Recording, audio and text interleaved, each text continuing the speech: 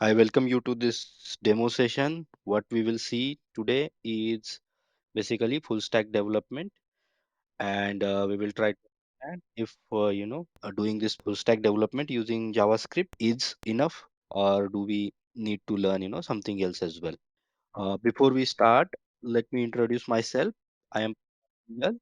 So I have like around 9.5 years of experience, nearing about 10 years of experience working in with this company, and that basically includes the experience working in various domains like insurance, banking, and telecom domain. And my main experience revolves around using mainly JavaScript, Nodejs, Angular, React. Also, I have used Java, Spring Boot, Hibernate, and all that technologies for the development. And currently, I'm working as a technical lead architect in one of the companies. Before we start exploring all those slides, would like to understand what exactly full stack developer means, or who is in general full stack developer. So in industry, person who has a knowledge of front end, who has knowledge of backend and database, is called as full stack developer.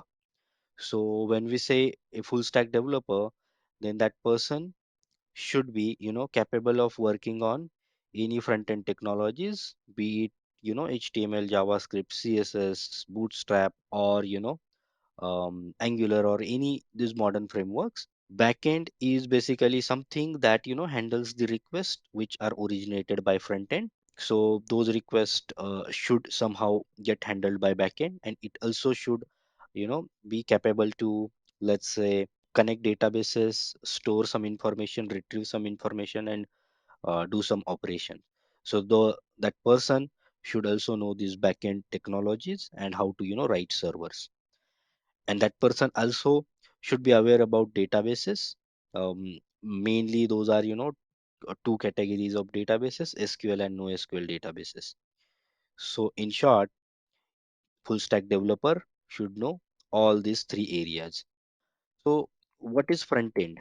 So front end is basically something that is visible to our customers or the end users, for which we are building these systems.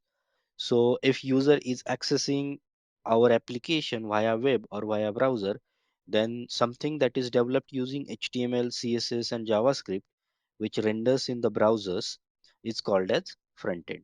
If customer is accessing this content via mobile phone or tablet, so any application which is running on that mobile phone or tablet is called as front end. So what front end does? Front end basically displays all this information that is needed for, let's say, particular business, or to achieve, let's say, some sort of goal. It could be displaying some articles or sharing the information via website, or selling some products on e-commerce websites or anything. So in short, something that is visible is called as front end. Then what is backend? So backend is basically something that is not visible, but it runs somewhere on some sort of a machine which is called as server, and it handles the requests which are coming from front end. So what sort of request front end sends? It could send, let's say, login request. It could send, show me the products, sort of a request. Or if person is searching something, then that information is usually retrieved on a server. So server holds most of the business logic. It also uh, you know plays critical role on security layer. So it basically sometime authorize and authenticate users as well. So that is nothing but backend. So how exactly the application works? So like I said, usually applications are made for users, right?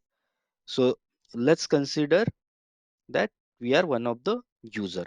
So user can access our website using some front end, and for that front end, they can either use desktop or they can use mobile applications, right? And nowadays even those bigger TVs can also be somehow be used to consume all that information. client basically interacts via those devices. They basically they want to collect some data, then they can let's say maybe click on particular button. For example, if they are accessing the banking website and if there is any button that says if you want to see the bill or balance or whatever, or bank balance, then in that case you need to click on this button. Then this front end generates a request towards the backend system, right? And then this backend system is nothing but some sort of a server. That server holds the main logic that we see here, and that logic basically thinks or executes and decides whether you need to display some sort of file system file. It could be, let's say, HTML file, CSS file, images, or JavaScript files as well. Or do I need to connect to database and then fetch the information and then send it back? In this case, we were talking about the use case where there is a button, and on that button user clicked, and now I need to display the bank balance or the account balance of that particular user. In that case, what it does, if the logic is written here, of course there is security layer before even making the database call. So it will check if this request is coming from legitimate UI or not, if that user which is making this request is logged in or not. So all this session information is used here, and then this logic written over here will maybe query the information from database system. Database system will give this information back, and then that information is again sent back to the UI, and then that information is then displayed either on website or on mobile app, from wherever that, let's say, call was originated.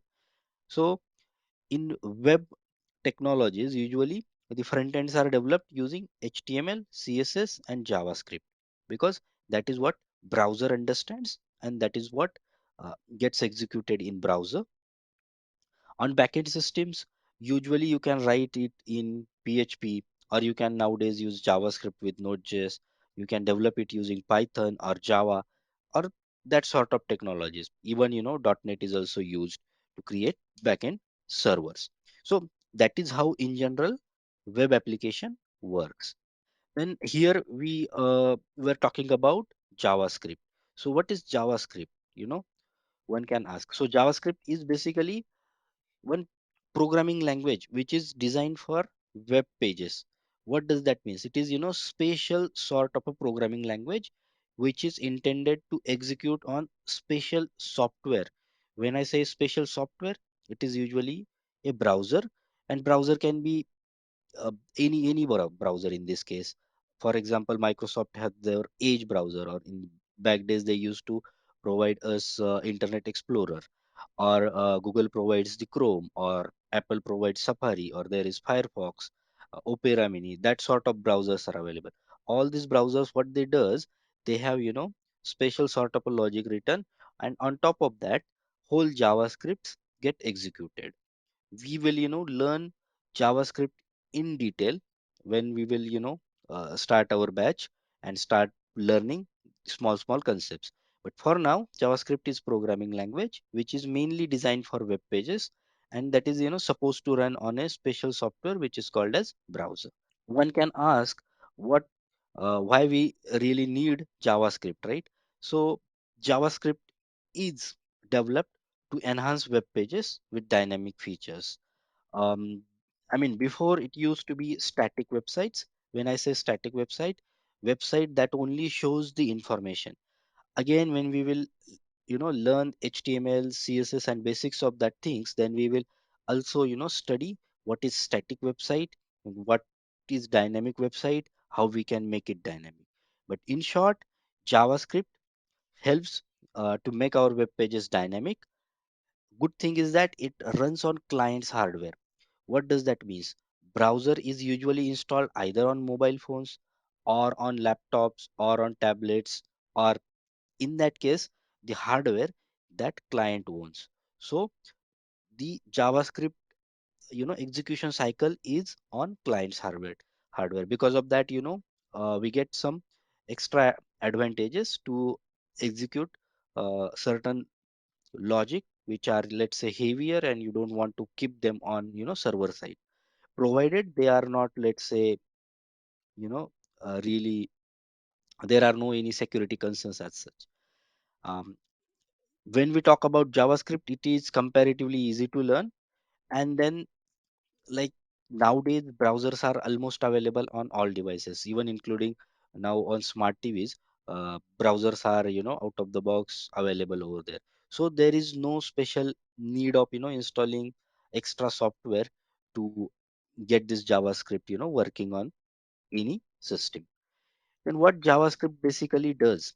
JavaScript, basically handles special events, by which, we can then make sure that I need to call something, I need to, fetch some information, I need to show it somewhere. It can validate the data. It can, basically read, write, and modify HTML element, by which, we can basically make our web pages dynamic. We can give, some sort of nice behavior, or, we can hide the information which is not relevant to particular user, and try to make our pages or web application easier and simpler for the customers. It basically can create the cookies that is really needed when you need to, maintain the sessions and all that. And on top of that, it can also make ajax calls. When I say it makes ajax call, by this, you can then literally call the APIs which are developed and deployed on server side, and get those operations done. For example, when we have talking about the button, on click of that button, if we need to fetch the account balance, then such sort of operations are achievable by using JavaScript. So that was, let's say, all about JavaScript. Let's talk about if JavaScript sufficient. I mean, let's try to do some comparative study with different programming language which are available. So whether JavaScript runs on front end, yes, it does. C++, Java, Ruby, Python, those are, let's say, some other programming languages for comparison. Those do not directly run on front end. If you have to, make them run on front end, you need to use some special softwares. You need to, you know, do some different sort of a programming. On backend systems, yes, all of these programming languages can run on backend system out of the box. On mobile apps, yes, almost all of these programming languages will work on mobile apps. Desktop apps, yes, by using all of these programming languages, you can create desktop applications as well. When it comes to, easy to learn, then, JavaScript, Ruby and Python has, upper edge compared to some other programming languages. So if we, let's say, in layman's term, if we try talk, then JavaScript is something that can run on front end, back end, mobile application, desktop application, and is also easy to learn. Let's say that was only about JavaScript. What, frameworks are available in market on top of JavaScript? And of course, when I say JavaScript, again, supporting things over here are, HTML and CSS, by which, we can display the information. So Vue.js is, let's say, a new framework which is becoming popular nowadays. So Vue, Angular, jQuery, React, Node.js, Polymer, those are, some sort of libraries and frameworks which are available with JavaScript. So what is Vue? Basically, Vue is a, framework that is, combination of Angular and React. And then by using that, we can create nice dynamic pages, responsive websites, and use the features which are available in Angular and React both. Angular is again a quite popular framework developed by Google, by which, we can create single page applications. jQuery is of course a dying technology, but then it helped a lot to make web pages dynamic.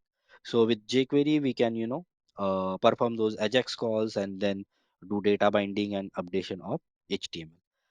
React, again, good library which is provided by Facebook. Node.js is basically a wrapper. Few people call it as a separate programming language or something. So this is like initially we saw that JavaScript is a, programming language which is for web pages and runs on special software called as browser.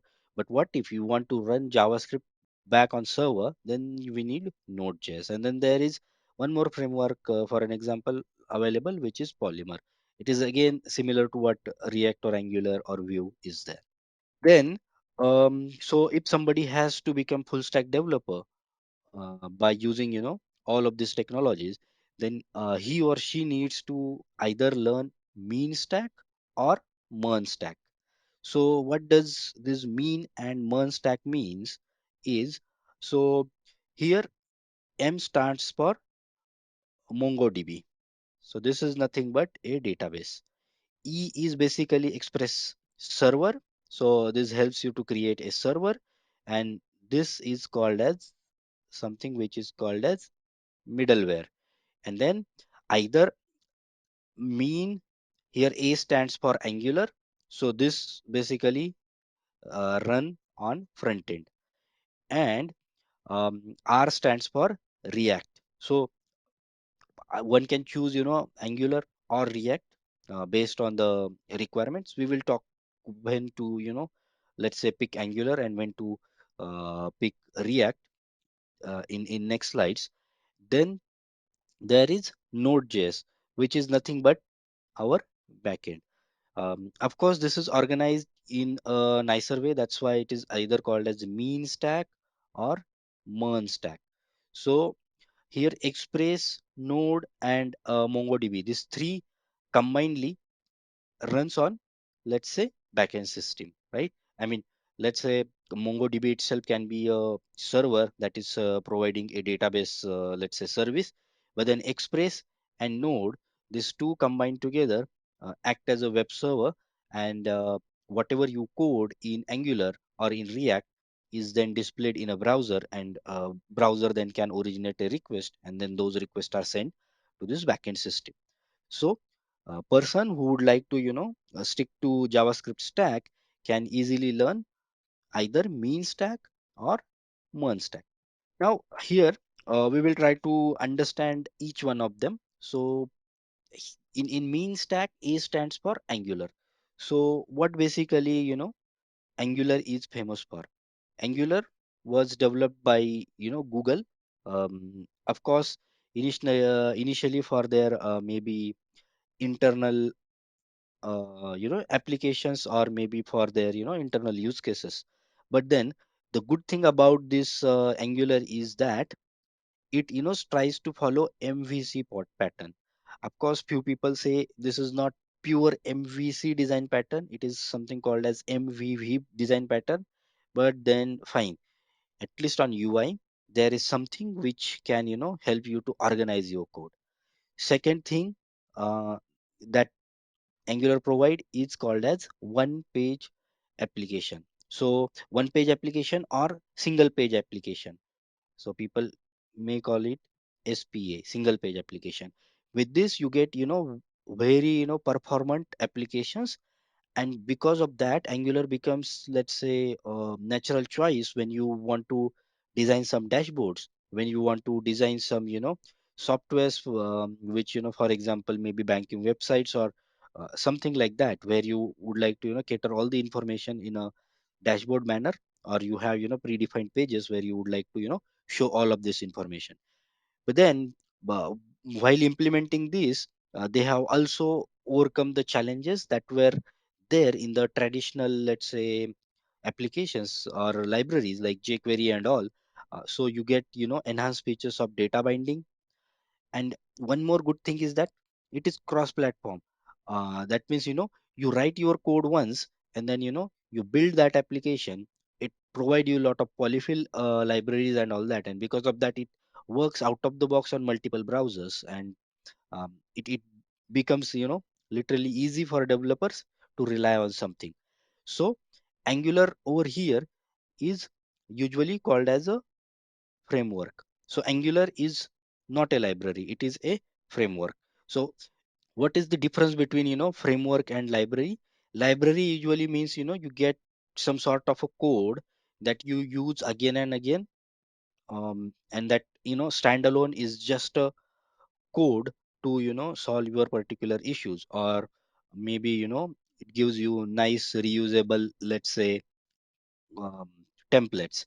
But then framework is, combination of library, and along with that you also get some nice tools which are needed. For example, with this Angular you get the CLI by which you can create different components, all those, things. And it is whole bunch of, let's say, offering from Google, which makes developers life easy.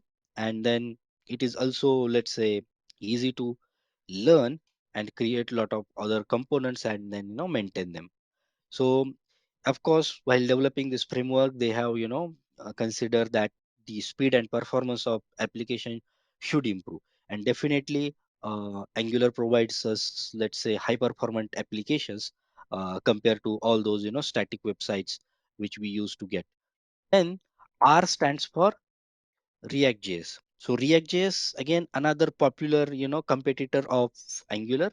So in in case of React.js, this React was developed by Facebook, um, nowadays called as Meta. And again, the main highlight of React.js is that they provide you, component-driven framework. They, vouch on something which is called as virtual DOM, and they focus primarily on performance. So these are, let's say, three things which we can highlight. And of course, like Angular or jQuery, by which, all these frameworks nowadays are providing a mechanism by which you can do data binding. Additionally, these follows JSX syntax, and this is again a simple to learn. Now, main thing is that they have something which is called as virtual DOM. So the HTML is usually, displayed in document object model format, DOM format. Again, when we will, learn HTML in detail, we will see this DOM, and even by JavaScript how we can access the DOM and all that.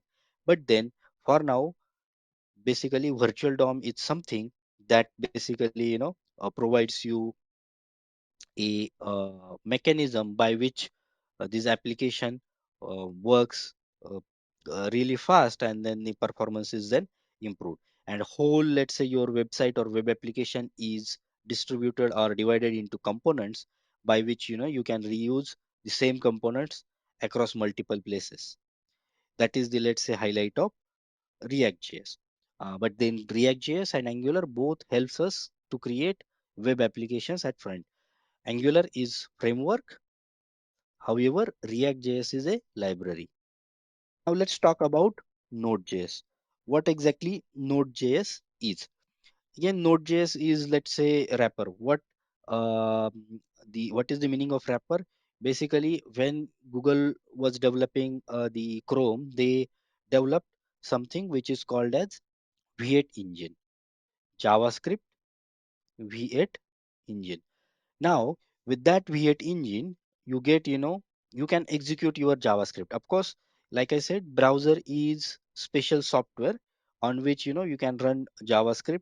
Of course, that understands HTML, CSS, and shows the, web pages. Now, to have, very performant web browser, they invented this V8 engine. And this V8 engine can be used to, run JavaScript. So Ryan Dahal and his team, what they thought, let's pick this V8 engine, and then, let's have some, some sort of wrapper, and let's make sure that this runs on server. Let's imagine now server are usually, based on any operating system, popularly on Linux operating system, but then they don't have, let's say, special softwares or user accessible softwares like browser and all that installed on that server. Now to execute your JavaScript code, you need something, right? And that's why this Node.js was, um, invented and was created. So it internally uses V8 engine, and on top of that, everything that you write in JavaScript format, which can, run on browser, also runs on server using this Node.js. So Node.js, by using this Node.js, you can create, let's say, server, and you can create some APIs, and those APIs can be called by your, front end application or even another servers which would like to, use that. Now, how exactly this Node.js works? One of the good thing about JavaScript is that it is single threaded programming language. Unlike, Java or .NET or other programming languages, where, for handling every request, they need to create a separate thread, and which, because of that, is, time consuming and resource consuming. So there you need to, spend, let's say, a lot of resources in terms of RAM and CPU and all that. But then when you have Node.js, it basically uses the concept which is called as event loop. So every request which is coming to this Node.js server is then, somehow, stored in this event loop, and then it basically registers a callback. And then that operation either need to deal with file system database or need to do some sort of computation and all that, right? And then all that operations are done, then the callback is made, and then again this event loop, sends this response back.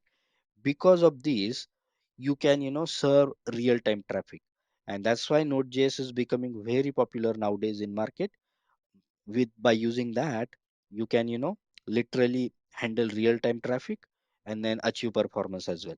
When I say real-time traffic, that means, applications like maybe Ola, Uber, or chat platform, or, platforms like LinkedIn, where you need to, um, share the messages. um, so that sort of operations where you don't need to, spend a lot of time on computation on server, but you need, responses, fastly. So in such applications now, Node.js is heavily being used. But where we cannot prefer Node.js, when you have to, develop very secure systems, or you have to, develop systems where lot of computation needs to be done, there Node.js is not preferred. Again, for computation you need to do, let's say, heavy operations on CPU, and then their multi-threaded programming languages do better than the Node.js. But then in general, let's say 90% of these requirements which are out there can be catered by using Node.js. So what is Express? Like I, said initially on the Meanstack, the Express is middleware. By using that, one can, create a server in the easiest way. Like for example, here we have written this five code blocks, and then by that we can practically create one server. It is that simple to create server using this Node.js and Express. You simply need, first thing is that you need this library Express, then you create the variable, and then you tell that I need this API with slash or whatever. If you want to put the name, then we can also put the name. So if somebody, calls my server, I need to send hello world. And then again, you need to run the server on some particular port. So here we simply has to say that app.listen on 3000. So every request coming on 3000 will go here, and then in response to that, we will get hello world in a response. So Express framework basically makes our life easy to create the servers. Then what we will cover is MongoDB. So MongoDB is, let's say, database, and it is no SQL database. So there are basically SQL and no SQL databases are available in market. In SQL databases, you have, those traditional rows and columns, and then, you need to write the complex queries by which you can, retrieve particular column or rows, or, join them and do the operation. But then MongoDB or NoSQL databases, be it MongoDB, DynamoDB, or Cassandra DB, and all few other DBs available out there, they, focuses on storing whole JSON object in a database. And then with this, you life of developer becomes again easier. And these databases are some, let's say, uses a little bit more resources, but then those are quite faster, and those are, easy to operate. For example, here whole person object is, stored in a database. If we would like to use NoSQL, then maybe we would need two different tables to store address, and then, uh, first name and last name or personal details. But then here we can, store all of them in, let's say, single collection. So again, more details we will learn throughout the, let's say, our learning journey. But then on a very high level, MongoDB is nothing but a just no SQL database that, caters all the requests which are coming from middleware server. It stores the data in JSON format. So now we know, I mean, learning JavaScript and then, maybe JavaScript related framework or libraries, HTML, CSS. By using that, we can create web applications easily, right? By using Mean or Monstack. So one can ask, what about those Android and iOS applications, right? It is not like, nowadays just having website and then you can run business. You additionally also need Android or iOS applications. So worry not by learning just these technologies. If you, let's say, go with Android and you would like to develop some, let's say, Android and iOS application, you can use this Ionic framework. Or if you have learned, let's say, React, then we can use React Native, and then by using that we can create Android and iOS applications.